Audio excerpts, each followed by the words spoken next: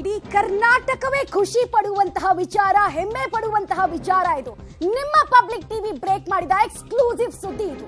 Arun Yogiraj ಕೆತ್ತಿದಂತಹ Ram Lalla ಮೂರ್ತಿಯನ್ನೇ final ಮಾಡಲಾಗಿದೆ trust ಕಡೆಯಿಂದ ಅನ್ನೋ ಮಾಹಿತಿ ಸದ್ಯಕ್ಕೆ ಸಿಗ್ತಾ ಇದೆ. ಕನ್ನಡಿಗ ಶಿಲ್ಪಿ ಅರುಣ್ ಕೆತ್ತಿದಂತಹ ರಾಮಲಲ್ಲಾ ಮೂರ್ತಿಯನ್ನೇ ಪ್ರಾಣ ಪ್ರತಿಷ್ಠಾಪನೆ ಜನವರಿ 22ನೇ ತಾರೀಕು ಮಾಡಲಾಗುತ್ತೆ. ಇದಕ್ಕಿಂತ ಹೆಮ್ಮೆಯ ವಿಚಾರ ಏನಿದೆ? ಸಂಕ್ರಾಂತಿ ಹಬ್ಬದಂದು ಇದಕ್ಕಿಂತ ಖುಷಿ ವಿಚಾರ ಇನ್ನೇನಿದೆ?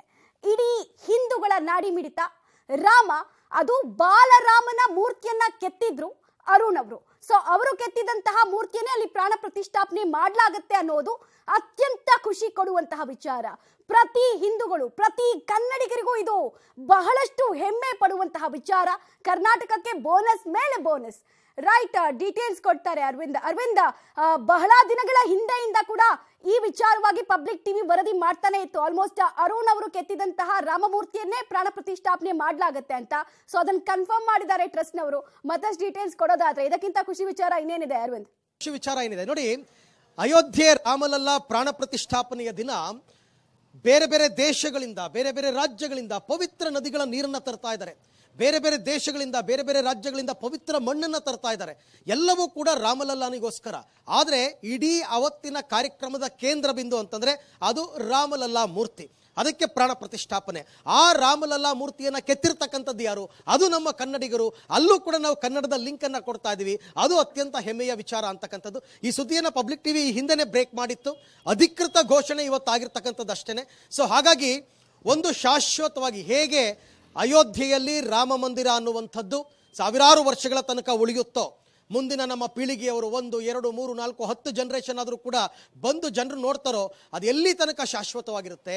ಆ ಅಂತಃಸತ್ವ ಅಂತಕ್ಕಂಥದ್ದು, ಆ ರೀತಿಯಾದಂತಹ ಅಸ್ಮಿತೆ ಅಂತಕ್ಕಂಥದ್ದು ಅದು ಕನ್ನಡದ್ದು. ಯಾಕೆಂತಂದರೆ ಆ ಕನ್ನಡಿಗರು ಕೆತ್ತಿರ್ತಕ್ಕಂಥ ರಾಮಲಲ್ಲಾನ ಜಗತ್ತಿನ ಆದ್ಯಂತ ಕಣ್ತುಂಬಿಕೊಳ್ಳೋದಕ್ಕೆ ಜನ ಕಾಯ್ತಾ ಇದ್ದಾರೆ. ಅದೇ ರಾಮನ ಪ್ರತಿಷ್ಠಾಪನೆಯನ್ನು, ಪ್ರಾಣ ಪ್ರತಿಷ್ಠಾಪನೆಯನ್ನು ಪ್ರಧಾನಿ ನರೇಂದ್ರ ಮೋದಿ ಅವರು ನೆರವೇರಿಸ್ತಾ ಇದ್ದಾರೆ. ಒಟ್ಟಾರೆ ಅತ್ಯಂತ ಹೆಮ್ಮೆ ಪಡುವಂತಹ ದಿನ. ಜೊತೆಗೆ ನಮ್ಮ ಒಂದು ಕೊಡುಗೆ ಏನು ಅಂತಕ್ಕಂಥದ್ದನ್ನು ನಾವು ಈಗಾಗಲೇ ಸಾಕಷ್ಟು ಸುದ್ದಿಗಳನ್ನ ನಾವು ಈಗಾಗಲೇ ಮಾಡಿದ್ದೀವಿ. ಅಂದರೆ ಅಯೋಧ್ಯೆಗೆ ಕರ್ನಾಟಕದ ಏನು ಇದು ಅಂತ ಅಂದ್ಬಿಟ್ಟು. ಸೊ ಹಾಗಾಗಿ ಬಹಳ ಖುಷಿಯಾದಂತಹ ವಿಚಾರ. ಇದ್ರ ಬಗ್ಗೆ ಮಾತನಾಡೋದಕ್ಕೆ ನಾನು ಮತ್ತೆ ಅರುಣ್ ಜೊತೆನಲ್ಲಿ ಹೋಗ್ತೀನಿ. ಅರುಣ್, ಒಂದು ಖುಷಿ ವಿಚಾರ ಕೆತ್ತಿರ್ತಕ್ಕಂಥ ಮಾಡಿದ್ದಾರೆ ಅಂತಕ್ಕಂಥದ್ದು. ಇಲ್ಲೆಲ್ಲ ಬಂದು ಇಷ್ಟ ಸುದ್ದಿಗಳನ್ನ ಪಬ್ಲಿಕ್ ಟಿವಿ ಅಥವಾ ಸಾರ್ಥಕ್ಯವನ್ನ ಪಡ್ಕೋತಾ ಇದೆ ಅಂತ ನಾನಂತೂ ಭಾವಿಸ್ತೀನಿ. ತಾವೇನು ಹೇಳ್ತೀರಾ ಅರುಣ್? ಖಂಡಿತವಾಗ್ಲೂ ಅರವಿಂದ್, ಕರ್ನಾಟಕ ಅಂತಂದ್ರೆ ರಾಮನ ಬಂಟನೇ ಹನುಮನ ಊರಿರೋದೇ ನಮ್ಮ ಕೊಪ್ಪಳದ ಅಂಜನಾದ್ರಿ ಬೆಟ್ಟದಲ್ಲಿ. ಸೊ ಅಯೋಧ್ಯೆಗೂ ಮತ್ತೆ ನಮ್ಮ ಕರ್ನಾಟಕದ ಕೊಪ್ಪಳದಲ್ಲಿರುವಂತಹ ಅಂಜನಾದ್ರಿ ಬೆಟ್ಟಕ್ಕೂ ಬಹಳ ನಂಟಿದೆ. ಈ ನಂಟನ್ನ ನಾವು ದೂರ ಮಾಡಕ್ ಆಗೋದಿಲ್ಲ. ಸೊ ಹಾಗಾಗಿ ಆ ಬಾಂಧವ್ಯ ರಾಮಾಯಣದಿಂದಲೂ ಕೂಡ ಇರೋದು.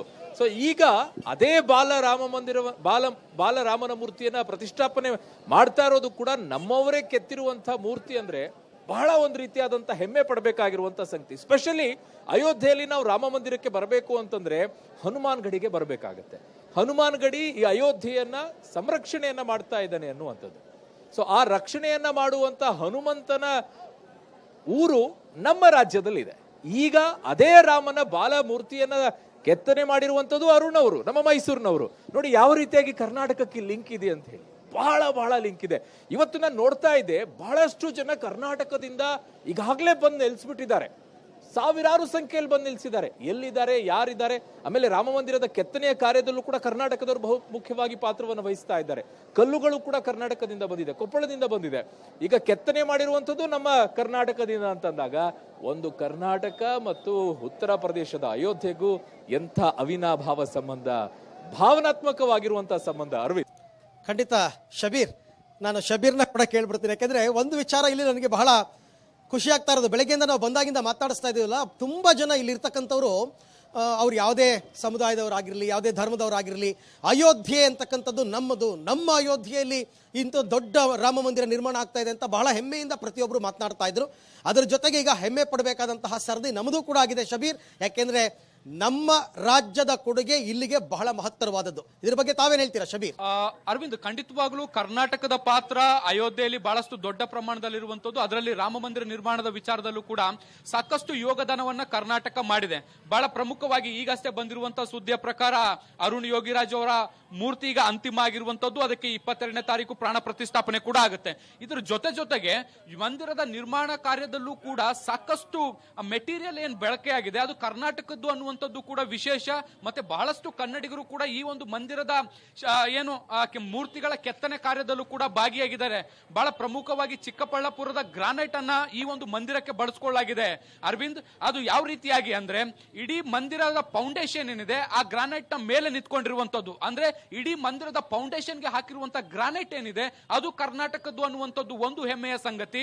ಇದ್ರ ಜೊತೆಗೆ ಗರ್ಭಗೃಹ ಏನಿದೆ ಆ ಗರ್ಭಗೃಹದಲ್ಲಿರುವಂತಹ ಮೂರ್ತಿಗಳೇನಿದೆ ಪ್ರತಿ ಕಂಬದಲ್ಲೂ ಕೂಡ ಸುಮಾರು 16 ಮೂರ್ತಿಗಳು ಬರ್ತವೆ. ಆ ಮೂರ್ತಿಗಳನ್ನ ಕೂಡ ಬಹಳಷ್ಟು ಮೂರ್ತಿಗಳನ್ನ ಕನ್ನಡಿಗರು ಕೆತ್ತಿದ್ದಾರೆ, ಕರ್ನಾಟಕದ ಬೇರೆ ಬೇರೆ ಭಾಗದಿಂದ ಹೋದವರು ಕೆತ್ತಿದ್ದಾರೆ ಅನ್ನುವಂಥದ್ದು ಕೂಡ ಒಂದು ನಮಗೆ ಖುಷಿಯ ವಿಚಾರ.